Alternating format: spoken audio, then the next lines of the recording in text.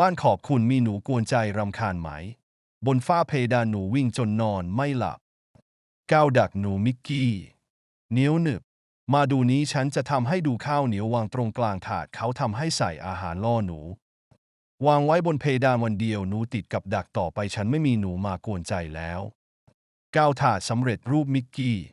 ติดทนไม่แห้งเก็บได้นานไม่ไหลเยิ้มใช้ง่ายสะดวกเดินปุ๊บติดปั๊บดีจริงๆสั่งซื้อเลยฉันว่ามันดีมากๆฉันอยากให้คุณสบายใจ